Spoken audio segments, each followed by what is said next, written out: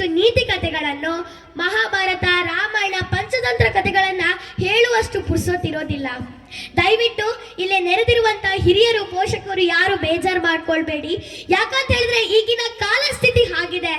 ತಂದೆ ತಾಯಿ ಇಬ್ರು ಕೆಲ್ಸಕ್ಕೆ ಹೋಗೋದಿದ್ರೆ ಇದೇ ಮಕ್ಕಳಿಗೆ ಒಳ್ಳೆ ಶಿಕ್ಷಣವನ್ನ ನೀಡಲಿಕ್ಕೆ ನಮ್ಮಿಂದ ಆಗೋದಿಲ್ಲ ಅನ್ನೋದು ಅವರ ಸಚ್ಚಿಂತನೆ.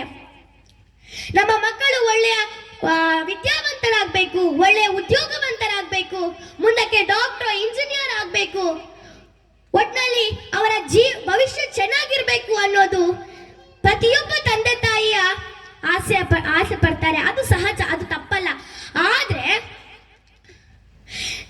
ಆದ್ರೆ ಮಕ್ಕಳಿಗೆ ಹಿರಿಯರ ಆತ್ಮೀಯತೆ, ನಮ್ಮತ್ತ ಅವರ ಗಮನ ಕಡಿಮೆ ಆಗ್ತಾ ಹೋದಾಗ, ನಮ್ಮ ಸಣ್ಣ ಸಣ್ಣ ಸಾಧನೆಗಳಿಂದ ಹಿರಿಯರ ಗಮನವನ್ನ ಸೆಳೆಯುವಂತ ನಮ್ಮ ಸತತ ಪ್ರಯತ್ನ ವಿಫಲ ಆದಾಗ, ಮೆಚ್ಚುಗೆಯ ಮಾತುಗಳು ದೊರೆಯದೇ ಇದ್ದಾಗ, ಹಿತ ವಚನಗಳು, ಮೌಲ್ಯ ಶಿಕ್ಷಣದ ಬಗ್ಗೆ ಪಾಠ ನಮಗೆ ದೊರೆಯದೇ ಇದ್ದಾಗ, ನಮ್ಮಂತಹ ಮಕ್ಕಳು ಮೊಬೈಲ್ ಸಂಗಾತಿಯ ಮೊರೆ ಹೋಗ್ತಾರೆ.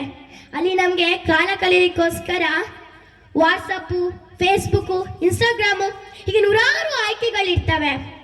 ಮನೆಗೆ ಯಾರೇ ಬರಲಿ, ಯಾರೇ ಬಂಧುಗಳೇ ಬರಲಿ, ಇಡೀ ಊರೇ ಒತ್ತಿ ಉಳಿದ್ರೂ ಕೂಡ ನಾವು ಮೊಬೈಲಲ್ಲಿ ಮುಳುಗೋಗಿರ್ತೇವೆ.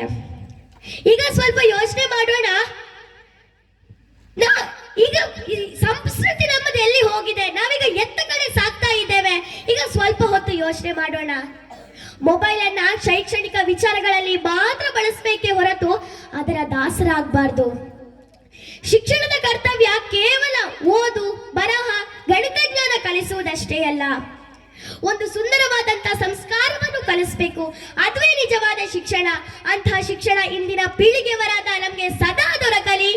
ಹಾಗೇನೆ ವಜ್ರ ಮಹೋತ್ಸವ ಸಂಭ್ರಮ, ನನಗೆ ಈ ಒಂದು ಕಾರ್ಯಕ್ರಮದಲ್ಲಿ ಅವಕಾಶವನ್ನ ಮಾಡಿಕೊಟ್ಟಂತಹ ಇಲ್ಲಿಯ ಮುಖ್ಯೋಪಾಧ್ಯಾಯರಿಗೆ ನನ್ನ ಹೃದಯಪೂರ್ವಕ ಧನ್ಯವಾದಗಳನ್ನ ಸಲ್ಲಿಸ್ತಾ, ಈ ಒಂದು ವಜ್ರ ಮಹೋತ್ಸವ ವಾರ್ಷಿಕೋತ್ಸವ ತುಂಬಾ ಅದ್ದೂರಿಯಾಗಿ ಒಳ್ಳೆ ರೀತಿಯಲ್ಲಿ ನಡೀಲಿ ಅಂತ ಹೇಳ್ತಾ ನನ್ನ ಎರಡು ಮಾತುಗಳನ್ನ ಮುಗಿಸ್ತೇನೆ. ಅವಕಾಶಕ್ಕಾಗಿ ವಂದಿಸ್ತಾ ನನ್ನ ಎರಡು ಮಾತುಗಳನ್ನ ಮುಗಿಸ್ತೇನೆ.